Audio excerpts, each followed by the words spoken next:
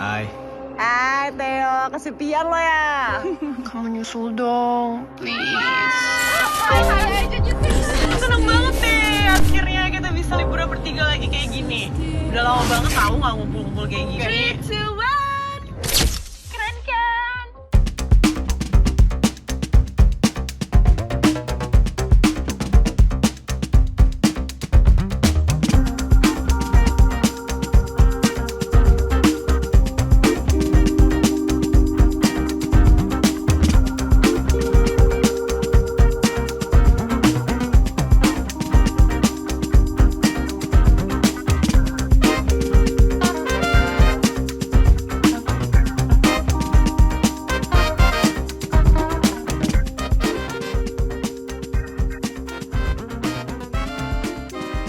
Halo, saya sebagai bintang utama di film Fit kali ini sendiri. Mungkin agak bosan juga ngejelasin tentang apa sih ini, tapi boleh nggak sih cerita sama suara.com? Film ini sebenarnya bercerita tentang apa dan titik serunya sendiri di mana, kalau boleh tahu? Iya, jadi ini tuh sebenarnya soal it's a thriller, bergenre thriller, dan jadi ceritanya baru tunangan dan celebrate bachelor party. Nah, kita nyari villa yang jauh dari Jakarta. Di malam pertama itu juga langsung ada kejadian pembunuhan gitu. Nah, Pembunuhan? Iya, pembunuhannya siapa? Nah, itu plot twist-nya di situ. Di antara 4 inilah pembunuhnya, tapi ya harus nebak siapa gitu. Oke, berarti 4 ini adalah kamu, Cindy, 2 lagi? Desya sama Dikta. Oke, dia sama Dikta. Dikta ini kan pakai video call gitu kan, emang konsepnya kayak gitu kan. Memang seperti itu kan yang mau ditonjolin sebagai pembedanya nih dari yang thriller-thriller sebelumnya sama yang untuk Fit Kill ini sendiri. Ya sih, soalnya kan aku rasa apalagi sekarang di pandemi ini, kita aja sekarang lewat video lewat Zoom kan, video dan ya menurut aku filmnya cukup mendekati dengan situasi sekarang di mana kita sedikit lebih langsung online. Jadi buat aku sih cukup menarik karena belum ada trailer di sini. Kenapa menariknya? Kenapa menariknya? Oh, menariknya karena belum ada kayak thriller yang semacam ini yang melalui video call. Oh, oke. Bisa dibilang 90% di filmnya. 90% kenapa? 90% lewat video call. Oh, iya. Ini thriller pertama juga nggak sih buat Estel sendiri? Ya. Gimana pengalaman di thriller? Menarik sih, aku pernah horor sekali dan aku pernah coba main di horor sekali dan menurut aku ternyata lebih serem manusia daripada yang hantu ya. Kenapa lebih serem manusia? Lebih takut dengan psikopat daripada hantu-hantuan. Kalau misalnya di film ini sendiri, aku sempat baca juga katanya dirimu ini ya kesulitan harus teriak-teriak segala macamnya kayak gitu. Boleh diceritain nggak sih, Estel, kesulitan bermain di film ini seperti apa?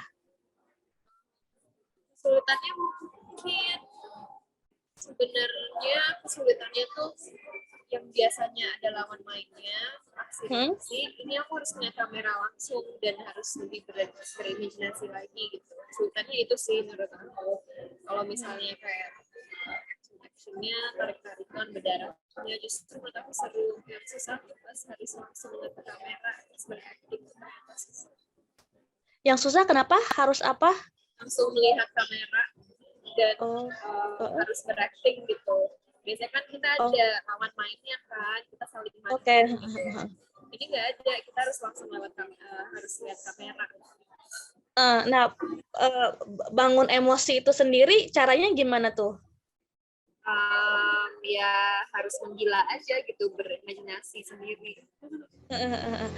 Ada nggak sih sempat terluka karena lari-larian atau lecet apa segala macamnya gitu, Stel? sih aku sih ekspektasinya juga seperti itu, kayak udah siap-siap nih, udah siap-siap memar lah apalah, tapi ternyata enggak, justru Cindy yang memarnya banyak banget. Oke. Kalau dirimu nggak memar ya? Nanti aku ke Cindy buat tanya sebagaimana memar itu melukai tubuhnya Cindy.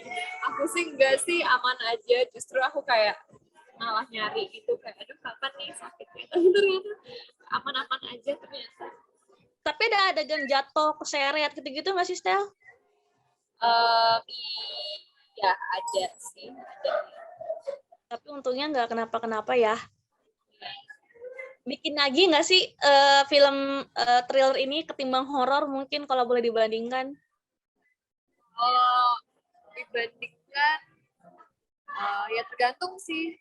Aku jujur lebih takut sama psikopat daripada makhluk gaib gitu ya. Aku lebih takut dengan, ya karena kalau ada hantu kita bisa berdoa tutup mata dan Bener. kita lari pun kadang nggak dikejar gitu kan. Tapi kalau psikopat kita tutup mata, buka mata, masih ada kita berdoa juga dia nggak peduli gitu. Jadi menurut aku kalau pribadi sih aku lebih takut yang thriller karena lebih bisa kemungkinan besar lebih bisa terjadi gitu. Oke, satu bocoran juga nih, katanya sempat berdarah-darah, tapi darahnya malah dijilat, itu gimana ceritanya, Estel?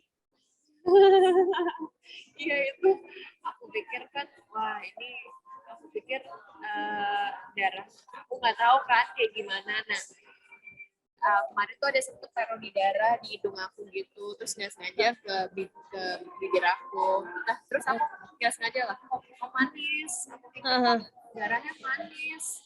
Biasanya kan amis, kok jadi manis gitu. Terus aku tanya, ini dibuatnya dengan apa? Terus katanya, oh ini tuh sirup kecap dikasih pewarna merah gitu kalau nggak salah. Oh gitu, aku mikir ini ternyata darah itu manis. Jadi ilmu baru juga nih kayaknya. Iya, jadi semangat ya kalau dikasih darah tuh semangat minum kayak permen. Oke, proses syuting sendiri berapa lama, di daerah mana kalau boleh tahu? Daerah Jakarta semua sih, kurang lebih 3 minggu. Ini termasuk reading kah atau cuman pure syuting semua? Termasuk deh. Udah termasuk sama semuanya ya, Estel? Nah, kalau main sama Dikta ini sendiri gimana nih pengalamannya? Dikta seru sih, dia diajak ngobrol dan punya karakter juga. Sering lebih banyak bercanda sih, susah seriusnya. Jadi walaupun filmnya serius thriller, tapi sebenarnya kalau lagi nggak action pasti ketawa ke TV aja. Siap. Aku ke Cindy sekarang. Cindy aman, Sin? Oke, Sin sebagai temannya Estel nih, sosoknya Cindy ini sendiri di karakter ini namanya siapa? Terus apakah perannya sebagai seorang pemberani kah atau malah jadi penakut atau gimana, Sin? Untuk Cindy sendiri berperan sebagai Kimi. Nah, di antara mereka bertiga, Kimi itu paling penakut banget. Nah, cuma dia tuh menurut aku itu dia adalah pembatas di antara dua ini. Karena there is something between Stella sama Kiarel yang nanti akan diungkap di filmnya. Oke. Tadi sempat bilang nih ada adegan memar-memar itu bagian mana? Aku nggak akan nanya kenapanya karena takutnya jadi spoiler. Bagian mananya aja mungkin memar, terus gimana tuh pas kena lukanya kayak gitu, Sin? Sebenarnya kalau Estel udah prepare untuk memar, aku justru nggak prepare. Tapi ternyata gue memar, sebenarnya mungkin ya gimana sih, karena gue sama orangnya kan, aku pribadi sama orangnya tuh sangat gak bisa diem gitu loh. Jadi memang in real life pun gampang biru, gampang apa, memang karena pedas dan memang ada yang jatuh. Jadi kayak memang dari situ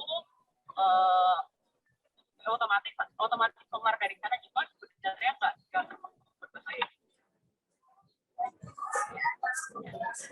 Di bagian mana kalau boleh tahu memar-memar itu? Parah banget nggak sih? Agak banyak, cuma memang kulit aku karena sensitif, jadi selesai pakai maaf nggak selesai itu, jadi post shooting bluesnya literal blues. Oke. Di bagian kaki sih banyak. Apa? Di bagian kaki dan pinggang belakang sih yang banyak. Oh, sampai berdarah gitu nggak sih? Takut jadinya. Berdarah sih enggak sih untungnya, cuma biru memar aja. Kapok nggak sih, Sin? Kalau boleh tahu, ini juga thriller pertama kamu atau sebenarnya pernah main serupa gitu? Horor dan thriller. Thriller lebih ada sih pernah thriller, cuma mungkin thrillernya nggak berapa yang sekarang gitu. Karena yang thriller satunya lagi seri. Jadi nagih nggak sih main thriller serupa seperti ini? Kalau aku sih sebenarnya nggak pilih-pilih genre ya, cuma karena ini thriller, awalnya aku sempat kira, wah thriller kalau bisa kita nonton tuh kayaknya gampang ya, kesannya kayak teriak-teriak doang, ketakutan, tapi ternyata enggak, kita mesti punya banyak bank emosi juga, dan kalau dibilang nagih, ya bisa aja sih, tergantung PH-nya juga, tergantung ceritanya juga, tergantung sutradaranya dan timnya juga gitu. Oke. Kalau misalnya yang ini kan kamu jadi pribadinya kan seorang yang pemberani, gerusukan, jadi yang sekarang penakut, gimana tuh caranya? Sebenarnya tantangannya untuk menjadi Kimi sih bukan sulit ya, maksudnya aku pribadi sih aslinya memang nggak setakut Kimi, cuma kalau memang ada di posisi itu, kita bayangin aja misalnya kita diteror di rumah itu, kita nggak kebayang, maksudnya kayak benar-benar diteror di rumah itu dan suasananya pun mendukung, jadi menurut aku itu yang bikin mudah sih dalam bermainnya. Pernah punya ke Estel boleh? Aku mau tanya pengalaman serupa nggak sih Estel dengan hal-hal yang kayak gini? Nggak hantu ya, cuman menghadapi suasana seperti ini gitu, Estel. Apa ya? Mungkin so far sih pernah sih aku kejadian serem sih sebenarnya. Aku lagi di Bali, lagi nungguin taksi di jalanan, di jalan raya. Itu jam 11 malam gitu atau jam 10 malam. Dan jalanannya sepi. Ada orang nyamperin aku, 2 cowok. Terus ditanya, mau dianterin nggak? Terus aku bilang, oh enggak, saya lagi nunggu taksi, sopan dong. Dia bilang, oke. Yakin nih nggak mau dianterin? Iya Pak, nggak apa-apa, terima kasih. Ya sudah, dia pergi kan. Aku masih berdiri di situ tuh sama teman aku sama teman aku cewek. Terus kita punya feeling nih, takut kita ngumpet yuk di perkebunan gitu. Kita ngumpet sambil nunggu taksi kita. Takutnya kan nanti mereka balik lagi dan ya bisa diapa-apain gitu kan takutnya. Udah kita ngumpet. Ternyata dua motor itu, dua orang itu balik lagi ke tempat kita. Untungnya kita udah feeling, udah firasat gitu, kita udah keburu ngumpet di perkebunan gitu. Dan kita dengar percakapan mereka. Mereka bilang, kayaknya masih di sini deh. Nah, aku keluarin HP itu, aku videoin mereka. Kayaknya masih di sini deh, gitu. Nah, itu kan terekam tuh, ada niat jelek nih mereka, nggak tahu lah niatnya apa, mungkin mau nggak tahu niatnya apa, tapi itu menurut aku serem sih. Tapi untungnya mereka pergi dan kita lolos dan nggak ada. Nah, kalau serem juga ya, di daerah orang pula nggak kenal siapa-siapa gitu. Kalau boleh kasih tips nih dari pengalaman Estel kayak gitu, bisa berbagi nggak sih harus kayak gimana seseorang menghadapi ketakutan yang mungkin entah dibikin sendiri sama daya hayalnya dia, atau mungkin ternyata emang benar nih di sekelilingnya emang ada bahaya kayak gitu, Stel. Ya, menurut aku ada bagusnya ya kita dekat dengan gadget kita gitu karena kalau terjadi apapun, kejahatan apapun, kita bisa ada barang bukti. Sedangkan zaman dulu kan ya nggak ada gitu kan barang bukti itu, mahal zaman dulu. Tapi sekarang dengannya ada gadget, teknologi segala macam, lebih cepat tersebar. Kalau misalnya ada masalah, ya kita bisa bantu dengan teman online, gitu, atau buat barang bukti buat polisi. Jadi menurut aku ada banyak positifnya gitu dengan ya dunia pergajetan ini. Siap. Kalau Cindy sebagai sosok pemberani dan lumayan metal nih di jalan nih, pernah nggak sih ketemu pengalaman serupa mungkin sama seperti Estelle, Sin? Dan gimana caranya menyelamatkan diri, Sin? Cerita Estelle tadi serem sih, cuma kalau aku nggak ada persis, tapi ada satu kali sempet dulu masuk, jadi kita di rumah kan ada pagar, ada taman kecil lah di luar gitu. Tiba-tiba terus sebelum masuk ke dalam rumah utamanya itu tuh ada pintu teralis lah, kita sebutnya pintu teralis. Kita nggak kunci, karena kita bisa kunci, karena ada pintu papan, ada pintu teralis kan.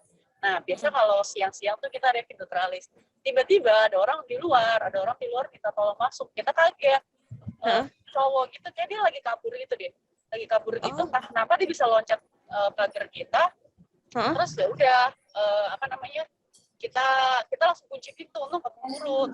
Tapi kan karena pintu teralis itu transparan, kita masih bisa komunikasi sama orang ini. Orang ini benar-benar mokor-mokor minta masuk, padahal dikejar-kejar. Terus nggak lama satpam segala macam udah di luar. Kita dilema juga kan, kasihan juga, kayak ini orang mau dikejar-kejar gimana, tapi ini orang mencurigakan banget gitu. Terus akhirnya setelah satpam nego-nego di luar, dia akhirnya keluar, ternyata di belakangnya tuh ada bawa pisau. Dia tuh sembunyi di tangan belakang bawa pisau. Kita juga baru tahu pas satpamnya di luar, akhirnya dia setelah dibujuk-bujuk dia cabut keluar kan, dia loncat balik lagi. Dan untung banget kita udah keburu kunci pintu teralis kita sih. Itu sih menurut aku agak serem. Tapi bilang nggak sih itu satpamnya siapa sih cowok itu gitu? Penjahat. Kurang tahu jelasnya, cuma banyak banget warga yang ngejar dia, makanya kita juga bingung, dan semua orang kumpul di depan rumah kita gitu loh. Iya, baik. Nah, ini kan pada punya pengalaman yang mirip. Pengalaman ini dibawa nggak sih ke dalam cerita sampai akhirnya munculin emosi kalian ya, entah takutnya, atau sebagimananya gitu, Sin? Estelle, boleh siapa dulu yang mau jawab mungkin? Bebas sih, siapa? Boleh Cindy dulu, gimana, Sin? Boleh. Kalau aku jujur pribadi lupa sih sama cerita itu. Cuma karena aku sendiri penikmat film horor dan thriller, jadi aku lebih banyak pengalaman dan referensi apa yang aku nonton aja sih. Apa tuh referensi tontonannya mungkin? Mungkin karena formatnya agak mirip, aku waktu itu mulai nonton film Unfriended yang kayak searching itu kan formatnya seperti itu. Tapi kalau thriller horor itu aku banyak kan horor sih Kak, sejujurnya instead of thriller. Kalau Estelle sendiri kayak Cindy Kak, dari referensi film atau malah pengalaman yang kemarin itu dibawa ke ke acting, jadi buat bangun emosi kamu, ketakutannya segala macamnya gitu? Iya sih, kayak kombinasi research yang mendekati ini, dan juga aku ngebayangin aja gimana sih rasanya kalau diteror seperti itu. Aku ngebayang sih, jadi ya harus berimajinasi aja gitu, menggila sendiri. Oke, siap. Mungkin ada beberapa pertanyaan terakhir dari aku. Ada nggak sih, mungkin memang nggak semua film ada pesannya gitu, ada untuk menghibur kah atau memang untuk apa? Nah, kalau Fit Kill ini sendiri ada pesan tersembunyi nggak sih, Stel, di balik film ini? Atau mungkin kalau penonton pulang, apa yang bisa dia dapat dari film ini? Kalau pesan mungkin terlalu ini kali ya. Kalau pulang nih kayak, mungkin aku dapat ini gitu. Sesuatu yang jangan ditiru sih sebenarnya.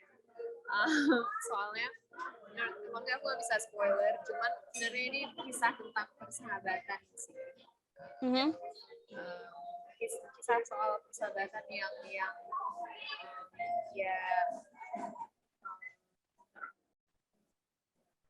dengannya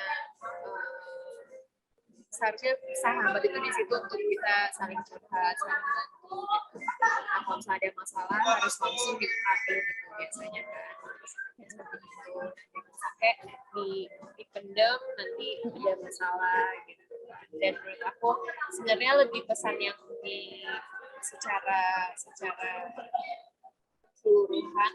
menurut aku suka konsep karena sekarang kan lagi pandemi ini kita semua melalui gadget teknologi, jadi aku suka segi itu diangkat dan kita explore lebih lagi. Mungkin selanjutnya kita bisa ada film-film yang terkait dengan anything yang relate to the future. Oke, siap. Kalau ke Cindy mungkin udah biasa, tapi pengen tahu dong apa sih yang bikin penonton mesti menyaksikan film Sifit Kill ini, Sin? Pertama-tama tentu kita sendiri kan kita lagi pengen orang-orang juga balik ke bioskop ya untuk mendukung kembali perfilman Indonesia, itu sih satu.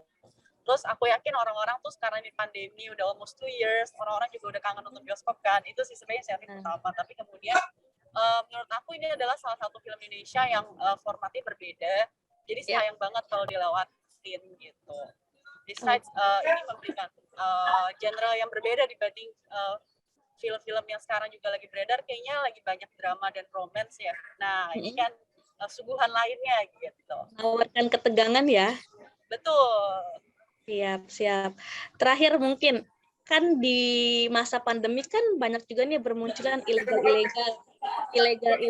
tontonan gitu. Nah, kalian pesennya nih buat penonton, biar jangan nonton bajakan. Dan kalau misalnya ketemu nih sama si penonton bajakan nih, mau ngapain nih sama si penonton bajakan ini? Gimana tuh, Stel? Coba Estel, gimana? Biar jangan nonton bajakan gimana? Bajakan itu melanggar pasal-pasal lah. I mean kita di sini ingin kita cuman kita ingin menghibur gitu kan, simpelnya gitu, menghibur dan semoga terhibur dengan cara yang saling membantu, di mana nonton di yang site-site yang legal. Jadi kita saling membantu dan saling biar itulah tadi yang Sin, gimana Sin kalau ketemu orang yang nonton bajakan dan yang membajak, Sin? Wah, jujur sedih banget sih, karena selama pandemi kan kita semua dari segala sektor usaha berasa nih kena imbasnya nih. Bayangin kalau misalnya kita di dunia perfilman udah lagi bioskop lagi seperti ini, terus nonton bajakan sih harus dimasukin ke trailer bioskop tuh yang bapak-bapak ketahuan dia lagi ngebajak tuh. Yang mana? Masih dimasukin apa? Mungkin mesti apa ya? Aku bingung sih. Ya tanggung jawab pribadi lah, tapi kalau bisa jangan. Kalau ketemu mau diapain mungkin Sin, si pembajak ini atau si penonton ini? Mungkin mau diapain ya Kak? Stel, Tiket diapain nih? Kali biar nonton ke bioskop. Kita takut-takutin dulu kali ya dengan filmnya. Mungkin kalau nonton mereka I don't know. Siap. Oke, aku izin teman-teman, terima kasih Estel, terima kasih waktunya. Sidi, mohon maaf nih mengganggu konsentrasinya juga. Apa banget, thank you so much. Oke, jadi ini film konfirm tanggal 9 Desember tayang ya. Yes.